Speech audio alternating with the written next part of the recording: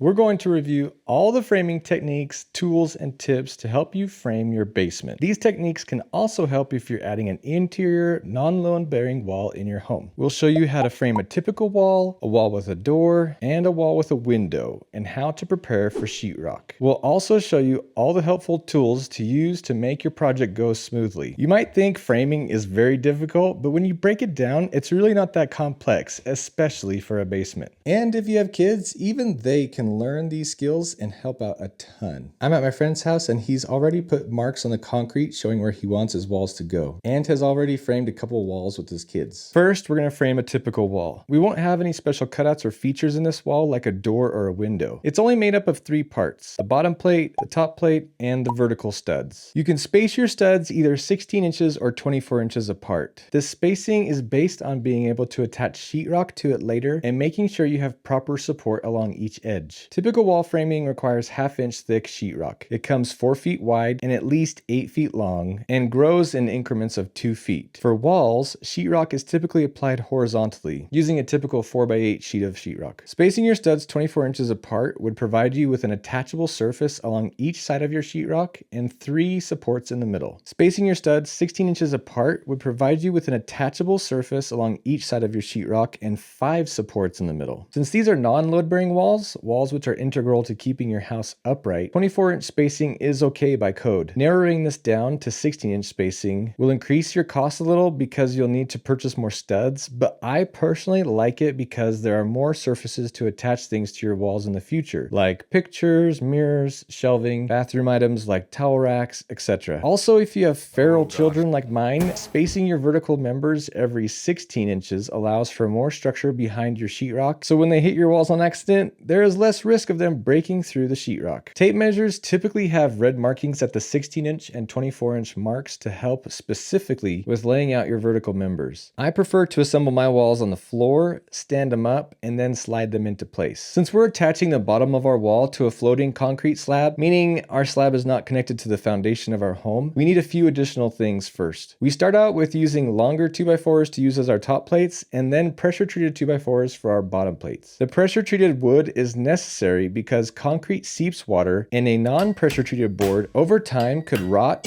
due to soaking up water and causing a lot of issues. We also need to use a special tool to shoot a nail into the concrete called a Ramset gun. Anything going into the concrete has to be galvanized, so we've got these specialty Ramset nails that are galvanized to make sure that they don't rust over time. These special nails have a little fin on the outside, and that helps it sit centered in the tool when you put it in. And then you also get these little 22 shells. They have different calibers depending on what you're putting it into. These are caliber 4 that you can put it into concrete. They have lesser ones if you're going into like masonry or brick or something like that. And you just put that in here, close it up.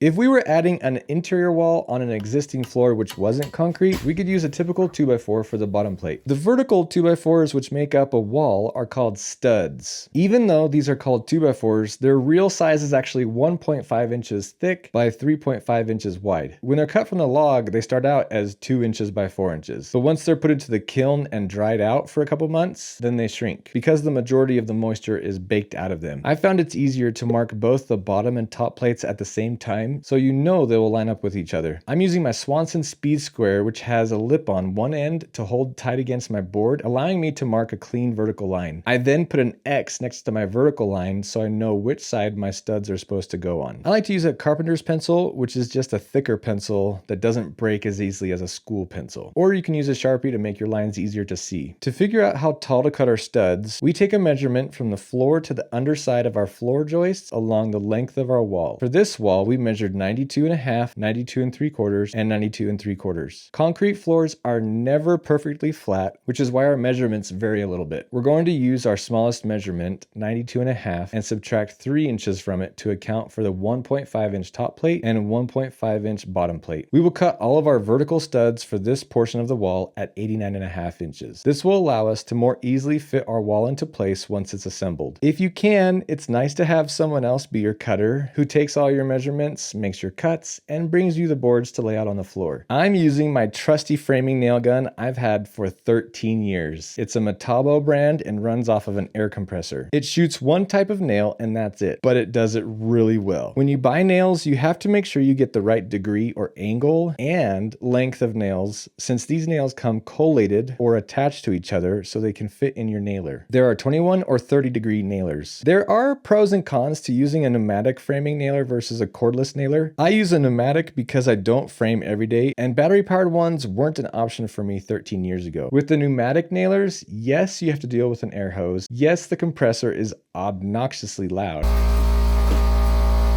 And yes, it can shoot dust at you when you shoot it.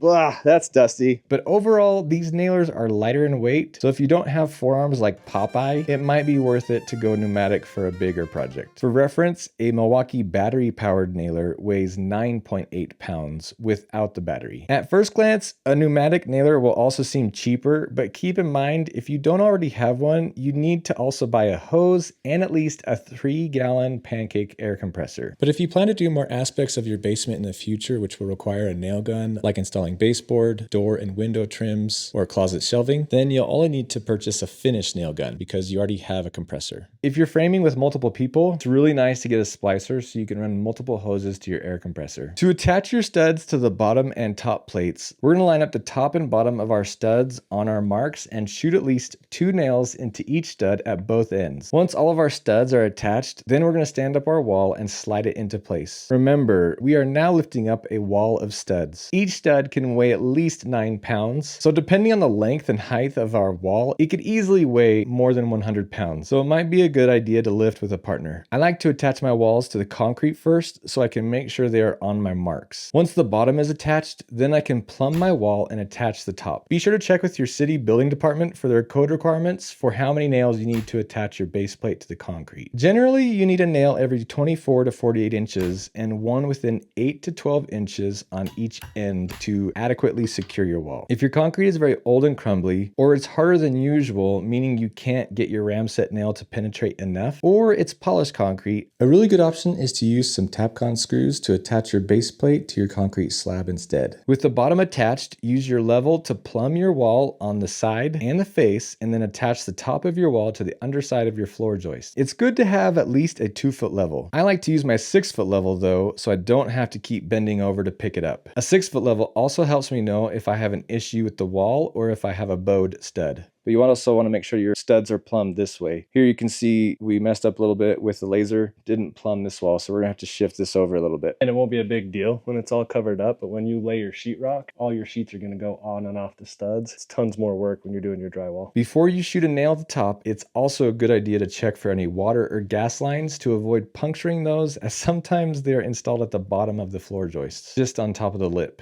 Not wet, so you did a good job. This is a 16-inch on-center framing tool. If you're doing this by yourself, this allows you to put a stud here and a stud here, and it's always going to be 16 inches on center. So if it's more difficult for you to do some math as you're laying out your wall, this is handy because it helps you go and make sure that your studs are all 16 inches on center. And they have some that actually will do both. One thing I really liked is it makes sure that your boards are always flush when you push it down. The other thing that was really nice about this is when I had to toenail, this holds that board so it doesn't twist and it doesn't shift when the nail hits it, which was really, really helpful. Second, we're framing a wall with a door. It's made up of 6 parts: a bottom plate, a top plate, vertical studs, jack studs, king studs, and a header. When framing for a door, here are a couple things to remember. You need to know the size of your door. To make enough space for your pre-hung door to fit into, you'll want to create what's called a rough opening, which is the opening your door is going to fit into. A general approach is to take the size of your door and add 2 inches in width and height. If your door is 30 inches wide by 80 inches tall, then your rough opening should be 32 inches wide and 82 inches inside to inside. The studs on the outside of your rough opening are called jack studs. They are as tall as your rough opening and support your door header. The studs adjacent to the jack studs are called king studs. These are nailed to the jack studs. There aren't any codes which specify how many nails to use to attach these two together though. The intent is to use enough nails to secure the 2 studs together. I'll probably get some kickback in the commentary for my next comment, but I like to use 2x6s for all of my headers in a basement. But some people use 2x4s instead.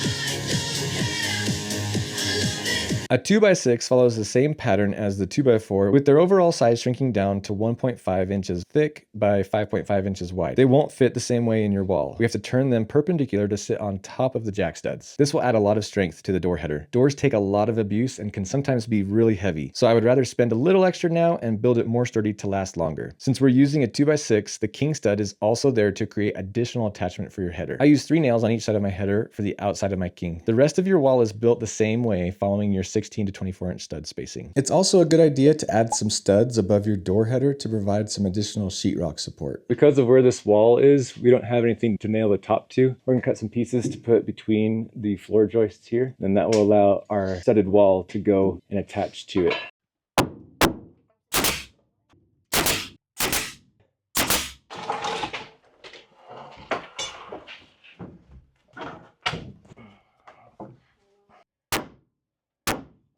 Now you can see why we put those pieces up there. It allows us to have some nailing surface for the top wall. Let's do a little geometry, shall we? Your dad's gonna keep that tape there. You're gonna hit that side towards me. More. We don't have a big square to check to make sure that this wall is going to be square and perpendicular to this wall. We use the Pythagorean theorem, thanks to my dad for teaching me that. So what we did is we measured 3 feet on this wall, and I put a mark. We measured 4 foot on this wall, and then by holding the tape measure right here, this should be 5 feet. Here we're connecting our door wall to our bathroom wall. In our bathroom wall, we're going to cut out 2 more studs and turn them perpendicular to the other studs in our wall at the location of our door wall. These 2 studs will allow us to attach our door wall to them and also create a screw surface so we can attach our sheetrock later on. Since we can't attach them to the top and bottom plates like we did our other studs, we're going to angle our nail gun a little and toenail our studs into place, meaning we're shooting our nails in at an angle. You can nail in from the face of the stud or the side. Just be careful because the impact of your nail gun can move your stud a little out of alignment. I like to leave the bottom plate of my door wall installed until our wall is set and secured. This way I know my wall is plumb and square and it's faster to set in place. If we cut out the bottom plate at the door before we attach everything, then we have to spend more time making sure both sides of our door are plumb and square to each other. We can now use a reciprocal saw and easily cut out the bottom plate at the door. Third, we are framing a wall with a window. It's made up of 7 parts: a bottom plate, a top plate, vertical studs, jack studs, king studs, a header, and now cripples. For the window, instead of like a door where you just have to measure from the bottom to the top of the door, the window is a little bit more complicated because you have the bottom of the window. So this is a kind of an interesting condition. We have an open floor joist on that end, and we want to go to the center of this floor joist. We know where we want it to end on the floor, and I've got it next to my board right here. So I'm just going to make sure that this board is plumb, and then I'm going to subtract the distance from my 2x4 to the center line of this floor joist. That'll tell us how long to cut the bottom plate and the top plate. We also put our laser level up here. That way we can pinpoint where it is on the floor as well as our crow's foot at the top. I'm just gonna lay out the entire wall, and then I'll come back and figure out where the jack studs and the cripple studs are gonna go for the window. That way it's less thinking in my brain. I'm putting my laser up here so that I can better tell where the window is with our framing. We first need to size our window rough opening. It's easiest to work backwards to determine how big of an opening to frame for. We need to know what type of finish we're gonna have on our wall. The basic build is to add 1/2 inch drywall returning from our wall to our window frame. We don't want any gaps, so our sheetrock should cover up maybe 1/2 inch of our window frame. If we were to have window trims added on top of our sheetrock, we would need to decrease our framing to account for that thickness. We want to give ourselves a little bit of play because Mike's going to put in some shutters, so he wants a little bit more space in there. We're just taking the edge of our window and going out away from it 1/4 inch. And that's going to be our stud right there. And we're just going to do the same thing on both sides of the window. That's actually just about right. Okay. The same goes for our windowsill. We're going to have a sheetrock windowsill here. Anything thicker than our 1/2 inch drywall, we would just need to account for in the thickness of our windowsill and lower the height of our framing. Starting from the outside of our window, we're going to cut 2x4s called cripple studs. We're making sure to cut them 1.5 inches shorter to account for a cripple header. A 2x4 is typically used for this cripple header. Our cripple header will be the width of our window rough opening. Then we add in some more cripple studs under our cripple header, maintaining our 16 inch to 24 inch spacing to give our sheetrock something to attach to. Can you lift up the HVAC? Yeah. Oh yeah.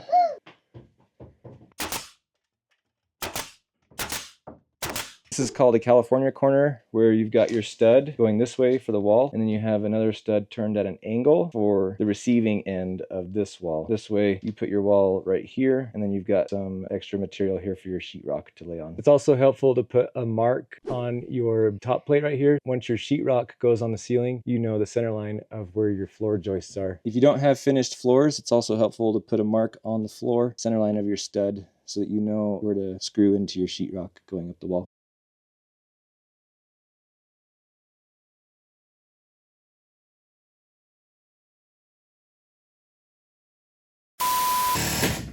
Hey, bend over again like you were looking at it. What? Because No. I'm gonna do a blooper of how incredibly flexible you are. Or of my butt. No, I'm not gonna show your butt. I'm not gonna show it. Okay, that's how flexible Mike is. This is. How did you do that? I have a broken back. Shimmy, shimmy, where is hammer? On the floor by your foot. I think this son of a time. gun. I thought you got it right this time. Do it one more time. Let's get you a good cut, Danny. Let's get you a good cut. Owie. Oi. Make sure to check out our other DIY videos. We have a playlist for almost every aspect of DIY. Thanks for watching. We'll see you on the next one.